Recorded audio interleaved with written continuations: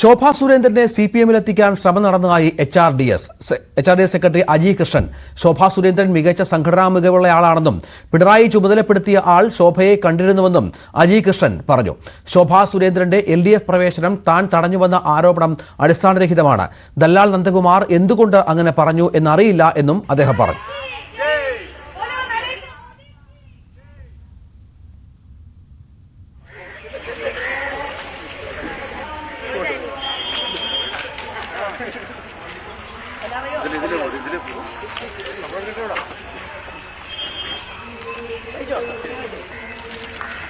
HRDS-ന്റെ പ്രതിനിധിയായ അജി കൃഷ്ണനാണ് ഇക്കാര്യം പറഞ്ഞത്. ദല്ലാൽ നന്ദകുമാർ അജി കൃഷ്ണനെതിരെ വലിയ ആരോപണം ഉന്നയിച്ചിരുന്നു.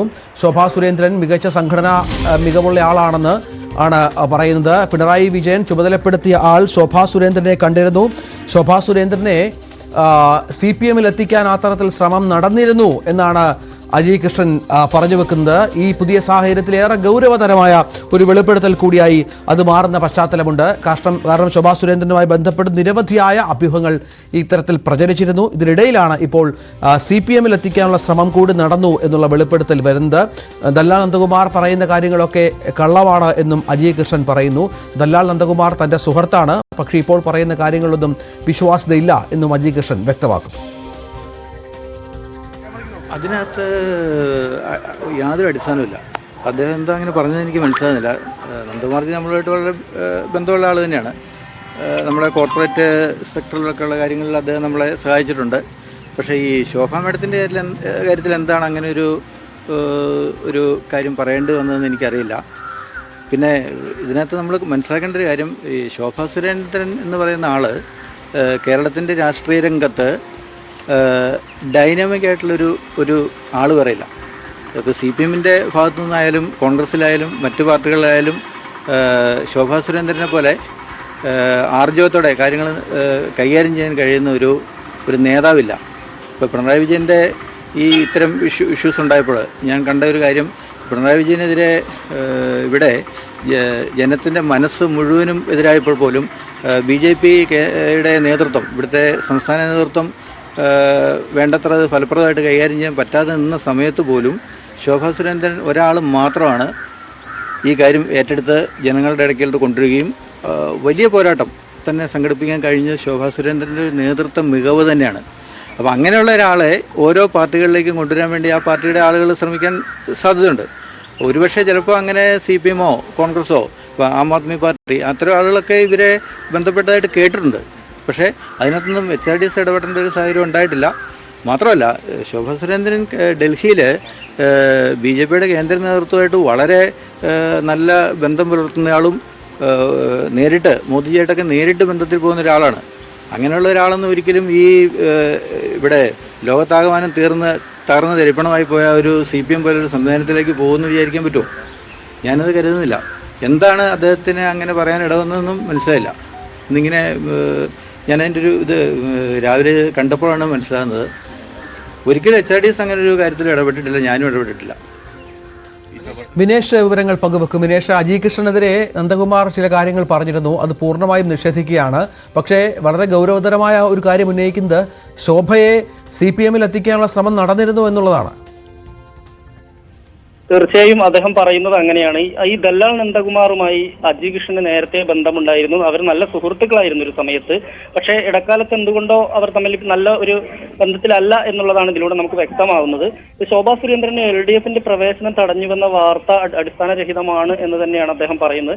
ദല്ലാൽ നന്ദകുമാർ എന്തുകൊണ്ടാണ് തന്നെ കുറിച്ച് അങ്ങനെ പറഞ്ഞ് എന്ന് അറിയില്ല. ഒപ്പം തന്നെ ശോഭാ സുരേന്ദ്രൻ മികച്ച സംഘടന മികവുള്ളയാളാണെന്നും അതുപോലെ തന്നെ അവരെ പല പാർട്ടികളും തങ്ങളുടെ പാളയത്തിലേക്ക് കൊണ്ടുപോകാൻ ശ്രമിച്ചിരുന്നു. അതിലൊന്നാണ് LDF-ന്റെ അതായത് CPM-ന്റെ നീക്കം എന്നാണ് അജി കൃഷ്ണൻ പറയുന്നത്. പിണറായി ചുമതലപ്പെടുത്തിയ ഒരാൾ ശോഭയെ വന്ന് കണ്ടിരുന്നു എന്നാണ് പറയുന്നത്. അത് ആരാണ് എന്താണെന്നൊന്നും അദ്ദേഹം വ്യക്തമാക്കാൻ തയ്യാറായിട്ടില്ല. എന്തായാലും ശോഭാ സുരേന്ദ്രനെ CPM-ലെത്തിക്കാൻ പിണറായി നീക്കം നടത്തി എന്നുള്ള വളരെ ഗൗരവമായ ഒരു വെളിപ്പെടുത്തൽ തന്നെയാണ് അജി കൃഷ്ണന്റെ ഭാഗത്തുനിന്ന് ഉണ്ടായിട്ടുള്ളത്. ഇത് ഈ പിണറായി വിജയന്റെ ദൂതൻ ശോഭയെ വന്ന് കണ്ടിരുന്നു. ഇത് ഏത് കാലത്താണ്, ഏത് കാലഘട്ടത്തിലാണ്, അത് ആശ്രമം ഏത് ഘട്ടം വരെ പോയി, അത്തരം കാര്യങ്ങൾ എന്തെങ്കിലും പറയുന്നുണ്ടോ അദ്ദേഹം?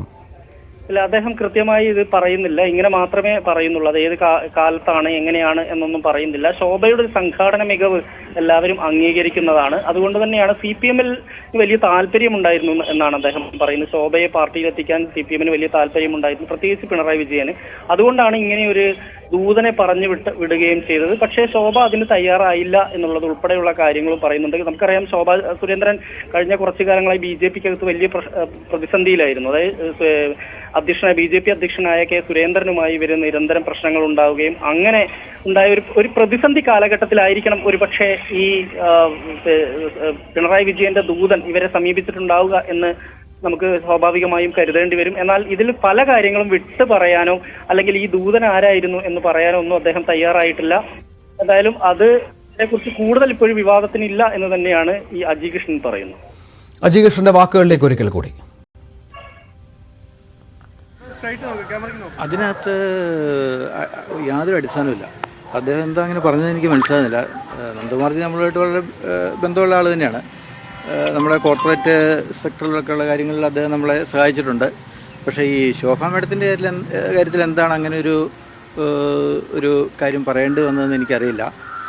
പിന്നെ ഇതിനകത്ത് നമ്മൾ മനസ്സിലാക്കേണ്ട ഒരു കാര്യം, ഈ ശോഭാ സുരേന്ദ്രൻ എന്ന് പറയുന്ന ആൾ കേരളത്തിൻ്റെ രാഷ്ട്രീയ രംഗത്ത് ഡൈനാമിക് ആയിട്ടുള്ളൊരു ആൾ പറയില്ല.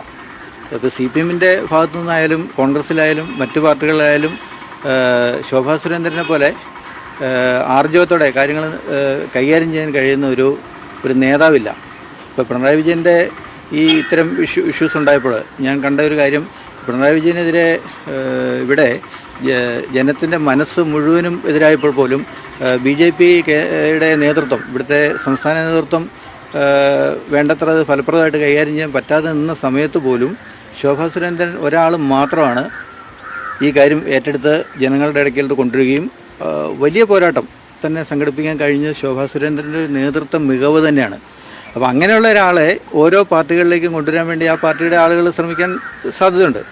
ഒരുപക്ഷെ ചിലപ്പോൾ അങ്ങനെ CPM-ഓ കോൺഗ്രസ്സോ ഇപ്പോൾ ആം ആദ്മി പാർട്ടി അത്തരം ആളുകളൊക്കെ ഇവരെ ബന്ധപ്പെട്ടതായിട്ട് കേട്ടിട്ടുണ്ട്.